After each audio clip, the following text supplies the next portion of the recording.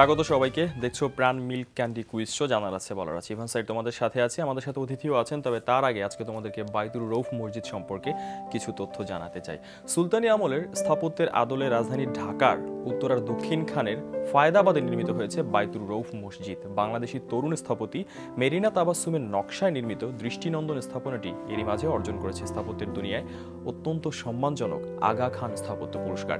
এবং মসজিদটির স্থাপত্য শৈলী এমন যে এর ভেতরে বাইরের শীত বা গরমের বিরূপ প্রভাব অনুভূত হয় না। মসজিদটির 8টি স্তম্ভের উপর নির্মিত এবং ব্যতিক্রমীভাবে এতে কোনো গম্বুজ বা মিনার নেই। জানা হলে এবার জানাই। আজ আমাদের সাথে আছেন চিত্রনায়ক নীরব, তার সাথে কথা বলবো। আর তোমাদের ফোন কলের অপেক্ষা সবসময় করি, আজও করবো তোমাদের সাথে কথা বলার জন্য। কনগ্রাচুলেশনস। শুরুতে দেশের বাইরে একটি মুভি ট্রেইলার দেখলাম এবং আরও একটি মুভি কমপ্লিট করে এসেছেন, সেজন্য শুভকামনা। একটু শুরুতে এই কাজটা নিয়ে জানতে চাই, যেটা ট্রেইলার রিসেন্টলি দেখলাম। Thank you so much. যেটা হচ্ছে যে এই মুভিটা হচ্ছে বাংলাদেশিয়া, ডিরেক্টর একজন মালয়েশিয়ান ডিরেক্টর এবং সে একজন মিউজিশিয়ান, সে একজন র্যাপার, সে মানে মালয়েশিয়ার একজন মানে রিনাউন্ড একজন আর্টিস্ট, যদি শুধু আর্টিস্ট বলি। তার ছবিটার আসলে হঠাৎ করেই এটা লাকিলি আমাকে একবার ফোন আসে। এটা কোন সময়? এটা আরও 2 বছর আগের কথা বলছি। হঠাৎ করে ফোন আসার পরে বললো যে নীরব, আমার সাথে কিন্তু বিকেলে মিটিং করতে হবে। মানে আমি একজনের মাধ্যমে কাজটা ইনফরমেশনটা আসে যে বিকেলে মিটিং করতে। মিটিং করে বসে গল্প টল্প শুনলাম। ইভেন আরও একটা ছিল যে 6 দিনের মধ্যে ভিসাও করাতে হয় মালয়েশিয়ার। আচ্ছা, ওই মিটিং থেকে এত কুইক? হ্যাঁ, মানে ওরাও পরে 2 দিন পরে চলে যাবে। সো তারাও হিরোটা সিলেক্ট করে 5 দিনের মধ্যে বা 6 দিনের মধ্যে তার ভিসা করতে হবে। তারা শুটিং এর ডেট প্ল্যানিংও করা। তারপর হঠাৎ করে তারা আমাকে দেখে পছন্দ করেছে এবং গল্প শুনে আমারও খুব ভালো লাগলো এবং ডিরেক্টরকে অনেক বেশি পছন্দ হয়েছে। তারপরে কাজটা করা এবং সবচেয়ে মজার ব্যাপার হচ্ছে ছবিটা শেষ করে ওসাকা এশিয়ান ফিল্ম ফেস্টিভ্যাল, তারপরে new York Asian film festival এবং ইন্দোনেশিয়ার একটা ফিল্ম ফেস্টিভ্যালে গিয়েছে। বাট ছবিটা 13টা পয়েন্টে সেন্সর বোর্ড আটকানো আর কি। ওইটা ব্যান্ড হয়ে গেছে, ব্যান্ড মুভি এখন হিসেবে। এবং এটাকেও আমার ডিরেক্টর মানে ওইভাবে প্রমোট করছে যে ব্যান্ড মুভি, মানে নেগেটিভলি যেভাবে বলে একদম ওইভাবেই করে মানুষের সামনে সে সবাইকে বলে বেড়ায়। তার মানে আমাদের দেশের দর্শক বা সবাই মুভিটা আসলে আমরা কিভাবে দেখব? না, এটা তো ডেফিনেটলি। আমার কথা হচ্ছে যে এত বাজেটের একটা ছবি যখন করেছে, তারা তো প্ল্যানিং করেই করেছে যে মুভিটার যে মেইন গল্পটা, যে কন্ট্রোভার্সিটা এখানে আছে, সেই কন্ট্রোভার্সিটাতে এমন না যে ছবি রিলিজের আগে ছিল না, এখন হচ্ছে। তারা প্ল্যানিং করেই করা।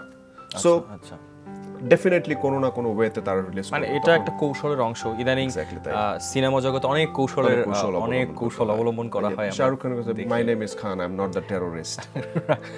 আচ্ছা নীরব ভাই, আমার কাছে যেটা ইম্পর্টেন্ট লাগে সেটা হচ্ছে আমি যখন ট্রেইলার দেখছিলাম যে আপনি বাংলায় সেখানে কথা বলছিলেন, যেটা আমাকে বেশি ছুঁয়ে গেছে। যে আমি একটা বিদেশি মুভি ট্রেইলার দেখছি, সেখানে আমার দেশের একজন মানুষ সে বাংলায় কথা বলছে, বাংলায় ডায়ালগ শুনছে। How do you feel? মানে যখন এই কাজটা আপনি করছিলেন তখন কেমন ছিল এই বিষয়টা? আসলে না, এটা ব্যাপারটা ছিল যে সত্যি অনেক ভালো এবং এই শুটিংটা বাংলাদেশেও করার কথা ছিল। এবং যে বাংলাদেশ থেকে কিছু গল্পের যে ফ্ল্যাশব্যাক, যে আমি দেশের বাইরে থেকে মালয়েশিয়াতে এসে আমি টাকা আর্ন করছি এবং আমি কখনো শেফের কাজ করছি, কখনো গ্যারেজে জব করছি, কখনো করছি। বাট আমার একটা বেসিক লাইফ ছিল যখন বাংলাদেশে আমি ছিলাম। আমি পুলিশ অফিসার ছিলাম, Bangladeshi police officer. But total কাজটা যেহেতু ওখানে হয়েছে এবং তারা এই মায়ের জন্য ইন্ডিয়া থেকে মা নিয়ে এসেছিল যে শর্ট টাইমের জন্য। এবং ইন্ডিয়ার ওনার নামটাও আমি কি সেনগুপ্ত, উনি ভুলে গেছি আমি। বাট উনি অদ্ভুত, মানে হয় না যে একটা মায়ের ক্যারেক্টার করার জন্য একটা ছেলের সাথে কিন্তু একটা ইন্টারাকশন দরকার হয়। উনি আমাকে এত সাপোর্ট করেছেন এবং সিনটাই ছিল হচ্ছে মানে অনেক বেশি ইমোশনাল, যে আমি চলে আসার আগে মার সাথে কনভারসেশন এবং মাকে বিদায় নিয়ে নিচ্ছি। এবং আমি আবার কনভারসেশনের কথা শুনতে মনে হলো যেটা কনভারসেশন করে আসি, ফোন কনভারসেশন। ফোনে যে আছে, কে আছো বলো না? আমি সুরাবিনা বলছিলাম। ভাইয়া কেমন আছো? খুব ভালো আছি। এবার তুমি বলো যে তুমি কোন স্কুলে পড়ো আর কোন ক্লাসে পড়ো? ভাইয়া তার আগে আমার একটা কথা ছিল। বলো। আমার নীরব ভাইয়াকে অনেক ভালো লাগে, ওনার সাথে আমি অনেক দেখছি, আমি অনেক ভক্ত, তাই শুধু একটু কথা বলতে চাই ওনার সাথে। আচ্ছা, নীরব ভাই একটা হ্যালো বলে দিচ্ছে। হ্যালো। আচ্ছা হ্যালো, কেমন আছেন ভাইয়া? আচ্ছা ভাইয়া, এখন তাহলে আমরা প্রশ্নে চলে যাই। কোন বিভাগ থেকে তুমি প্রশ্ন করবে বলো? জি ভাইয়া। কোন বিভাগ থেকে প্রশ্ন নিবে? হ্যালো। খেলার খেলার মাঠ বুঝিনি, একটু বলো, আবার বলো। খেলার মাঠ, খেলা ঠিক আছে। তুমি তুমি কোন ক্লাসে পড়ো সেটা কিন্তু আমাকে বলোনি। ক্লাস 8-এ। আচ্ছা ঠিক আছে, চলো। প্রশ্ন হচ্ছে যে এবারের বিপিএল এ বরিশাল বুলসের কোচ কে পারা উচিত? অপশনগুলো হচ্ছে ক স্টুয়ার্ট ল, খ ডেভ ওয়াটমোর, গ এন্ডি ফ্লাওয়ার। বলো বরিশাল বুলসের কোচ। অপশন ক্লাস ল। গ্র্যান্ড ফ্লাওয়ার উত্তর নিলাম, মানে এন্ডি ফ্লাওয়ার বলছো তুমি। আই এম সরি, আসলে উত্তর সঠিক নয়, বিকজ এটা জানা উচিত ছিল ডেভ ওয়াটমোর, যিনি আমাদের বাংলাদেশ ন্যাশনাল টিমের কোচ ছিলেন। আরেকটা ফোন নেই না? হ্যালো। হ্যালো হ্যাঁ, কে বলছো? নামটা বলো। ভাইয়া, আমি বন্নি। আচ্ছা, তুমি কোন ক্লাসে এবং কোন স্কুলে পড়ো সেটা বলো। আমি হচ্ছে ক্লাস 9-এ পড়ি, কোন স্কুল? গার্লস স্কুলে। Girls school? নাম তো গার্লস স্কুল হওয়াটা খুব অবাক ব্যাপার। কোন বিভাগ থেকে প্রশ্ন করব? ভাইয়া, বিভাগগুলো একটু দেখতে পারলে ভালো হতো। বিভাগগুলো দেখো তুমি, বিভাগগুলো দেখা যাচ্ছে সহজ অর্থনীতি, ইতিহাসের পাতা, গুণীজনের বাণী, খেলার মাঠ, জানা অজানা। ইতিহাসের পাতা। ইতিহাসের পাতা, ঠিক আছে। তোমার জন্য প্রথম প্রশ্ন হচ্ছে কাদের দমন করতে ব্যর্থ হওয়ায় বঙ্গের সুবাদার কাশেম আলী খাঁ পদচ্যুত হন? অপশনগুলো শোনো। ক বাঙালি জলদস্যু, খ পর্তুগিজ জলদস্যু, গ আরাকানি জলদস্যু। বলো। পর্তুগিজ জলদস্যু। ব্রিলিয়ান্ট, উত্তর সঠিক, থ্যাংক ইউ ভেরি মাচ। 500 টাকার বই তোমার কাছে পৌঁছে যাবে। দ্বিতীয় প্রশ্ন করে ফেলি। সুরাটনগর লণ্ঠনকারী মারহাট্রা দলপতি শিবাজিকে দমন করতে সম্রাট আওরঙ্গজেবের যে সৈন্যবাহিনী প্রেরণ করেন তার নেতৃত্ব দেন মানে কে? নামগুলো হচ্ছে ক শায়েস্তা খাঁ ও জয়ধ্বজ, খ জয়সিংহ ও দিলাওয়ার খাঁ, গ শায়েস্তা খাঁ ও জয়সিংহ। বলো। খুব কঠিন লাগছে আমার কাছে। আমার কাছে ভাইয়া। আচ্ছা, ভাইয়া অপশন গ। না, পুরো নামটা বলতে হবে, মানে পুরো নামগুলো বলো। শায়েস্তা খাঁ ও জয়সিংহ। উত্তরটি আমি নিলাম, আসলে কঠিন ছিল, ডোন্ট ওয়ারি, উত্তরটি হয়নি, বাট চলো আমরা সঠিক উত্তরটা জেনে রাখি। সঠিক উত্তর ছিল খ জয়সিংহ ও দিলাওয়ার খাঁ। আচ্ছা, এই যে কঠিন বিষয়গুলো যেটা মনে হয়েছে, মানে সবসময় তো আমাদের দেশীয় শিল্পীদের সাথে কাজ করেন, সবার সাথে আলাদা একটা সম্পর্ক, ইন্টারাকশন, সব কিছু চেনা জানা আমি জানি, বাট যখন গিয়ে একেবারে বিদেশি সংস্কৃতির অন্য একটা দেশের মানুষের সাথে কাজ করছেন এবং সেটা অভিনয়, এই এক্সপেরিয়েন্সটা কেমন ছিল? একটা লাস্টলি কথাটা, মানে যেটা বলি, লাস্ট কথাটা যদি আগে বলি, সেটা হচ্ছে যে অভিনয় তো একটা অভিনয়ের জায়গা থাকে, যে একটা বন্ডিং তৈরি হয়ে মানে করে নিতে হয় আর কি। এটা একটা ব্যাপার যে হ্যাঁ একটু প্রবলেম তো হয়, তারপর আসলে গল্পের সাথে থাকতে থাকতে একটা পজিটিভনেস কাজ করে। আর আর্টিস্টরা আসলে কোঅপারেশনটা কে কত কোঅপারেট করছে সেটা হচ্ছে ব্যাপার। আমি আমার জায়গা থেকে তার সাথে কি কোঅপারেট করছি, সে আমাকে কতটুকু কোঅপারেট করছে, সেই সিঙ্কটা হলে আসলে ভালো কিছু সম্ভব। আচ্ছা, আমি একটু বালা নিয়েও কথা বলতে চাই। রিসেন্টলি, একদম রিসেন্টলি কাজ করে আসলেন, একইভাবে অভিজ্ঞতাটা এবং সেখানে কাজ করতে গিয়ে একেবারে নতুন কিছু, নিশ্চয়ই নতুন কিছু মুখোমুখি হয়েছেন, সেটা কি ছিল? সবচেয়ে নতুন যেটা হচ্ছে যে যে জিনিসটা সবচেয়ে বেশি পুরনো, মানে সেটা হচ্ছে হিন্দি। আমরা আসলে ইংলিশের পর বা ইংলিশের সাথে যদি হয়, অনেক শুনে আসছি টিভিতে বিভিন্নভাবে, বাট ওইটাই আমার কাছে সবচেয়ে বেশি কঠিন ছিল। মানে এখানে তো হিন্দিতে আপনাকে ডায়ালগ ডেলিভারি করতে হয়েছে, এবং যেটা হয় যে দেখা যাচ্ছে যখন একসাথে সবাই বসে আড্ডা দিচ্ছি, তখন কিন্তু প্রত্যেকটা ওয়ার্ড কি বলছে, ও কাকে কি বলছে, ওরটা কি হচ্ছে, সব কিন্তু বুঝতেছি, কিন্তু যখন নিজে বলতে যাই তখন কিন্তু ইটস রিয়েলি টাফ। মানে তাই হয়েছে, এবং আমার ডিরেক্টর আমাকে অনেক বেশি কোঅপারেট করেছিল, সেটার সুবাদে যতটুকু মানে আমি হেল্প পাওয়ার পেয়েছি আর কি। বাট এক্সপিরিয়েন্সের জায়গা অনেক ভালো, সেটা হচ্ছে যেহেতু একটা বলিউডের একটা জায়গা, এবং ওইটার সবচেয়ে বেস্ট পার্ট ছিল হচ্ছে ডিফারেন্ট জায়গা থেকে ডিফারেন্ট মানুষগুলো, মানে ক্যামেরা ইউনিট একটা জায়গা থেকে, তারপরে লাইটের ডিপার্টমেন্ট একটা জায়গা থেকে, তারপরে মেকআপের ডিপার্টমেন্ট একটা জায়গা থেকে, ডিরেক্টোরিয়াল যে প্যানেলটা বা যে টিমটা তারা একটা জায়গা থেকে, বিভিন্ন জায়গা থেকে, আর্ট ডিরেকশনের লোকজন ডিফারেন্ট, এবং ওরা যেটা করে যে যেটা মনে হবে যে হ্যাঁ ওখান থেকে আমার এটা নিতে হবে, মানে আমরা যেমন বলি যে এই কুমিল্লার রসমালাই বা এইটার কিছু জায়গা আছে না বেটার, ওরকম জিনিসগুলো নিয়ে ওরা কাজ করে। তার মানে হচ্ছে ওরা আসলে মানে এত বেশি প্রফেশনাল যে ওরা ওইটাকেই সবচেয়ে বেশি প্রায়োরিটি দেয়। আচ্ছা নীরব ভাই, একটা জিনিস আমরা রিসেন্টলি শুনি যে আমাদের দেশের শিল্পীদেরকে বাইরে গেলে যতখানি মূল্যায়ন করার কথা বা যেভাবে এক্সেপ্টেন্সটা থাকে সেই বিষয়টা নিয়ে নানান সময় নানান ধরনের গুঞ্জন কিংবা কথা শুনি। আপনার এক্সপিরিয়েন্সটা কি? আপনি যখন বাংলাদেশ থেকে গেলেন, বাংলাদেশের একজন ন্যাশনাল হিরো যখন গিয়ে তাদের সাথে কাজ করলো, তারা আপনাকে কিভাবে নিল এবং সেই অভিজ্ঞতাটা একটু শুনি। না, সেটা আনবিলিভেবল এবং আনবিলিভেবল। আমি যেমন প্রথম যেদিন আমি গিয়ে পৌঁছাই এবং তারা আমাকে রিসিভ করার জন্য প্রায় মানে সবাই চলে এসেছিলেন, এবং ডিরেক্টর, তারপর আমাদের লাইন প্রডিউসার, আমাদের 2 হিরোইন পুরো চলে এসেছিল আমাকে পিক করার জন্য। এবং তারপরে যখন আমরা একটা বাংলোতে ছিলাম, বাংলো মানে বেসিক্যালি একটা ডুপ্লেক্স কটেজের মতো। সো ডুপ্লেক্স কটেজের মধ্যে মাত্র 3টা রুম, একদম নিচের তলায় শুধু আমি একা। সো এবং ওইখানে যেহেতু ফুল ফার্নিশড, আমার কি কি লাগবে সেটার জন্য পুরো বাজার টাজার করে দিতে, শুধু ফ্রিজের মধ্যে ফুল ছিল। আচ্ছা, আমি একটু ফোন নিয়ে আসি, তারপর আবার কথা বলি। কে বলছো? হ্যালো, আসসালামু আলাইকুম। ওয়ালাইকুম আসসালাম। তোমার নামটা বলো, কোন স্কুল, কোন ক্লাস? আমার নাম মিম, আমি পাবনা গভর্নমেন্ট গার্লস হাই স্কুলে পড়ি, ক্লাস 9। ফাইন। এবার বলো যে কোন বিভাগ থেকে প্রশ্ন করব? ইতিহাসের পাতা। ইতিহাসের পাতা। আচ্ছা, প্রশ্ন হচ্ছে কত সালে ঢাকায় কার্জন হলের ভিত্তিপ্রস্তর স্থাপন করা হয়? এটা খুবই চমৎকার প্রশ্ন, আমার প্রশ্নটা খুব পছন্দ হয়েছে, জানা হবে আমার। অপশনগুলো হচ্ছে ক 1902, খ 1904, গ 1905। বলো। সময় পাবে না বেশি। অপশন ক 1902।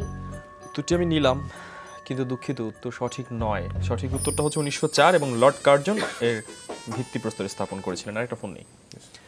কে বলছো? আমি জয় বলছি। কোন স্কুল এবং কোন ক্লাস? আমি নারায়ণগঞ্জ হাই স্কুল এন্ড কলেজে পড়ি, আমি 7-এ পড়ি। আচ্ছা, বলো কোন বিভাগ থেকে প্রশ্ন করব? ইতিহাসের পাতা বিভাগটি শেষ। জানা অজানা। জানা অজানা। জানা অজানা থেকে তোমার জন্য আমার প্রথম প্রশ্ন হচ্ছে 2016 সালে মানে এবছরই সেরা অভিনেতা ক্যাটাগরিতে অস্কার বা একাডেমিক অ্যাওয়ার্ড লাভ করেছেন কে? অপশনগুলো হচ্ছে ক লিওনার্দো ক্যাপ্রিও, খ ব্র্যাড পিট, গ Eddie Redmayne. Very easy I think. Leonardo DiCaprio. Right answer. Thank you very much. Thank you. 500 টাকার বই পৌঁছে যাবে। দ্বিতীয় প্রশ্ন, আরও 500 টাকার বই জিতবার সুযোগ তোমার সামনে এসেছে। সম্প্রতি আন্তর্জাতিক আণবিক সংস্থার সদস্যপদ লাভ করে কোন দেশ? দেশগুলোর নাম হচ্ছে ক টোঙ্গা, খ তুর্কমেনিস্তান, গ কেনিয়া। বলো। তুর্কমেনিস্তান। তুমি কি জেনে উত্তর দিয়েছো? জি স্যার। স্যার না ভাইয়া, তুমি কি জেনে উত্তর দিয়েছো নাকি এমনি বললে? মানে স্যার জেনে তো উত্তর দিয়েছি। আচ্ছা, থ্যাংক ইউ ভেরি মাচ, তোমার জানাটা একদম ঠিক। Thank you. 1000 টাকা আরো প্রশ্ন করছি। 1000 টাকার বই তো পেয়ে গেলে, এবার কি আরো 1000 টাকার বইয়ের জন্য খেলবে ভাইয়া? জি স্যার। স্যার না ভাইয়া, তুমি কি আরেকটা পরের প্রশ্ন নেবে? ওকে ঠিক আছে ভাইয়া। তুমি কি নিয়ম জানো ভাইয়া? জি স্যার। জি ভাইয়া। আচ্ছা, নিয়মটা আমি একটু বলি। নিয়মটা হচ্ছে তুমি যে 1000 টাকার বই পেলে, যদি এই প্রশ্নের উত্তর ভুল হয় ওখান থেকে 500 টাকার বই আমরা রেখে দিব, আর যদি আরো উত্তর দিতে পারো তাহলে আমরা আরো 1000 টাকার বই তোমাকে দিয়ে দিব। খেলবে? খেলবো। Thank you very much. চলো, প্রশ্ন হচ্ছে এবারে কমনওয়েলথ যুব পুরস্কার 2016 লাভ করেছেন। অপশনগুলো হচ্ছে ক শওকাত নাজবিন খান, খ মাহমুদ মেনন, গ ফজলে হাসান আবেদ। বলো ভাইয়া। শওকাত নাজবিন খান। উত্তরটি আমি নিলাম এবং brilliant, thank you, right answer. ভালো লাগছে 2000 টাকার বই তুমি পেলে। নীরব ভাই, এটা আসলে একটা নাইস এক্সপেরিয়েন্স ছিল। আচ্ছা, যেটা শুনতে চাই সেটা হচ্ছে যে সুন্দর সুন্দর লোকেশনে শুটিং করেছেন, পার্লার কোথায় কোথায় কাজ করলেন? আমরা যেটা হচ্ছে ব্যাঙ্গালোর, চেন্নাই এই টাইপ, মানে এটার আশেপাশে শুটিং করেছি। দেখা যাচ্ছে ব্যাঙ্গালোর থেকে প্রায় 90 মাইলস দূরে, তারপরে চেন্নাইয়ের কাছাকাছি, আবার যেটা হচ্ছে কিছু আছে ব্যাঙ্গালোর থেকে ইয়ের দিকে মুম্বাইয়ের দিকে যেতে, এরকম কয়েকটা জায়গা নিয়ে করা। বেসিক্যালি যেহেতু একটা হরর ফিল্ম ছিল, হরর ফিল্ম থাকার কারণে ইনডোর পোর্শনটা বেশি ছিল, প্রায় 60-65% ছিল ইনডোরে।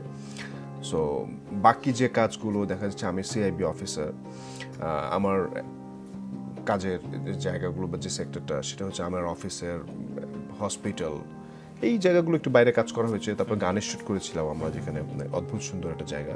আসলে অপেক্ষায় আছি আমরা এটারও ট্রেইলার কিংবা পুরো মুভিটা দেখার জন্য। একটু দেশে আসি, এবার দেশের কথা শুনি। দেশের নীরব কি করছে, দেশের নীরব কেমন আছে? দেশের কাজ করছি, আমি আর মামা একটা কাজ শুরু করছি। কয়েকদিন শুটিংও করেছিলাম, গান করেছিলাম, সেটা শুরু করছি ডিসেম্বরের ফার্স্ট উইক থেকে। সেটা হচ্ছে ভালোবেসে তোর হব। আচ্ছা, ওইটার অনেক দূর চলে, মানে কাজ সেটা আমরা দেখছিলাম। হ্যাঁ, এটা করছি। তারপর আমার ছবি রিলিজের প্ল্যানিং চলছে, রাঙামন একটা মোহাম্মদ জাকির খানের, ওইটা। তারপর আরও সাইফ চন্দনের টার্গেট, ওইটার একটা প্ল্যানিং আছে। তারপরে রয়্যাল খানের গেম রিটার্নস, এগুলো রিলিজের জন্য আসছে প্ল্যানিং আছে। আচ্ছা আচ্ছা, গেম রিটার্নসটা আসলে আমরা জানুয়ারি বা ফেব্রুয়ারিতে রিলিজ দিতে চাই। আচ্ছা, গেম রিটার্নস, সেটা নিয়ে কিন্তু আমরা পত্রপত্রিকা বা বিভিন্ন সোশ্যাল মাধ্যমে অনেক কথা দেখেছি। তো গেম রিটার্নসের নতুনত্ব বা আমরা আসলে কি পাচ্ছি, এটা নিয়ে বেশ কিছু নিউজ, বেশ কিছু হ্যাঁ, ওইটা আসলে গল্পটা একদম টোটালি ডিফারেন্ট, একটা পুরো অ্যাকশন বেসড একটা ফিল্ম। এবং আগের যে গেমটা ছিল সেই গেমটা থেকে আরও বেশি মানে ডিফারেন্ট। এবং এখানে গল্প, তারপর লোকেশন, সব কিছু মিলে, তারপর গান, সব কিছু মনে হয় আমার মনে হয় যে দর্শক অনেক বেশি পছন্দ। নতুন কোনো কাজের প্ল্যানিং কি চলছে? নতুন কাজের প্ল্যানিং তো বলবো না, কেন? এটা চমক থাকবে, সবসময় চমক রাখতে হয়। আচ্ছা, এই যে দেশে বাইরে কাজ করে আসলেন এবং দেশেও কাজ করছেন, বেসিক ডিফারেন্সটা কি মনে হয় আমাদের এবং তাদের মাঝখানে? বেসিক ডিফারেন্স আসলে কিছু নাই, কারণ ওইখানেও শুটিং হয়, এখানেও শুটিং হয়। এটা হচ্ছে মানে সবচেয়ে সিম্পল একটা বিষয়। আমরা প্রায় কিন্তু একটা কথা বলতে শুনি যে আমরা টেকনোলজির বিভিন্ন জায়গা থেকে একটু পিছিয়ে আছি। না, এরকম তা না। আসলে যেটা হচ্ছে যে টেকনোলজিক্যালি আমরা যদি যাই, মনে করেন আমরা ক্যামেরা ইউজ করছি, জিপি ইউজ করছি, ড্রোন ইউজ করছি, অসমো ইউজ করছি, তারপরে কালার গ্রেডিং এর জন্য এখন তো বাইরেও কালার গ্রেডিং এর জন্য চলে যাচ্ছে। বাট যেটা হয় যে ওইখানে যেটা দেখলাম আমি, ওরা আসলে গল্পের প্রতি প্রাধান্য সবচেয়ে বেশি, মানে আর্টিস্ট এগুলো কিচ্ছু না। আমাদের কাছে সবচেয়ে বেসিক ডিফারেন্স আমি পেয়ে গেছি, উত্তরটা পেয়ে গেছি। এই মুহূর্তে ফোনে আমার সাথে কে আছো? নাম বলো। হ্যালো, আসসালামু আলাইকুম। ওয়ালাইকুম আসসালাম, তোমার নামটা বলো। জি, আমি সাজ্জাদ হোসেন। কোন স্কুলে পড়ো তুমি? আমি নাসিরাবাদ বয়েজ স্কুল। কোন ক্লাসে? ক্লাস 9 এ। আচ্ছা, ঠিক আছে। এবার কিন্তু ছবির গ্যালারি, মানে ছবি দেখে তোমাকে উত্তর দিতে হবে। ছবিটি দেখো। তিনি ধারাবাহিকভাবে বিশ্বের সবচেয়ে ধনী ব্যক্তি হিসেবে বিবেচিত হয়ে আসছেন। তার নাম বলো। অপশনগুলো হচ্ছে ক কার্লোস স্লিম হেলু, খ লেরি ইলিসন, গ ওয়ারেন বাফেট। বলো।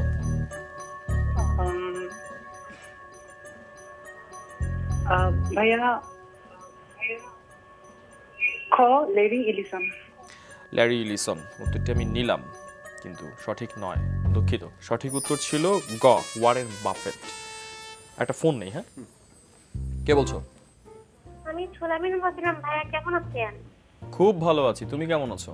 আমি ভালো আছি। আমি কলারোয়া থেকে বলতেছি, ক্লাস 8 এ পড়ি। বাহ, চমৎকার, থ্যাংক ইউ ভেরি মাচ। মানে আমার কিছু বলতেই হলো না, সবকিছু তুমিই বলে দিলে। এবার আমাকে এটা বলো যে কোন বিভাগ থেকে প্রশ্ন করব। ইতিহাসের পাতা বিভাগটি শেষ, বলো। বুঝিনি। জানা অজানা, জানা অজানা বিভাগটিও শেষ হবে তোমাকে প্রশ্ন করার পরে। প্রথম প্রশ্ন হচ্ছে, সম্প্রতি বাংলাদেশ সফরে আসা চীনের বর্তমান প্রেসিডেন্টের নাম কি? মানে খুব সময় উপযোগী প্রশ্ন। ক হু জিন তাও, খ ওয়েন জিয়া বাও, গ শি চিন পিং। চমৎকার লাগে আমার চীনের নামগুলো উচ্চারণ করতে। বলো, দেখে দেখে তারপর ভালো করে বলো।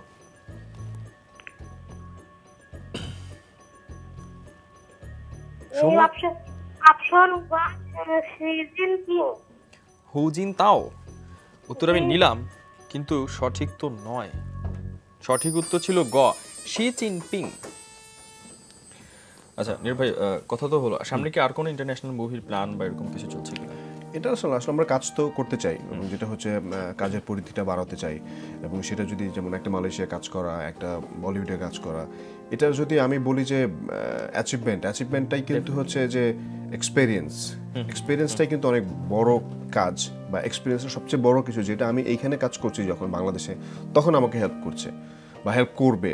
মানে আমি যে এক্সপিরিয়েন্সগুলো নিয়ে আসছি, তারা শুটিংয়ের প্ল্যানিং, তারপরে আরও যখন আমি যদি কখনো ডিরেকশনে যাই, আবার আমি যদি কখনো প্রোডাকশনে যাই, যে আমি ছবি প্রডিউস করছি, বা সেখানে এই অভিজ্ঞতাগুলো অনেক বেশি ভয়ঙ্কর কাজ করবে। এবং ওদের টাইম সেন্স, তারপর প্ল্যানিং, প্রতিদিনের প্ল্যানিংগুলো কিভাবে করছে না করছে এগুলো আমাকে অনেক বেশি হেল্প করবে। নিশ্চয়ই। আমি একটু আমাদের চলচ্চিত্র নিয়ে কথা বলি যে আমাদের চলচ্চিত্র নিয়ে প্রচুর কথা হয়েছে, প্রচুর অনেক কিছু হওয়ার পরে একটা পালাবদল কিন্তু হচ্ছে বা হয়েছে আমি বলবো, মানুষ আবার সিনেমা হলে যাচ্ছে।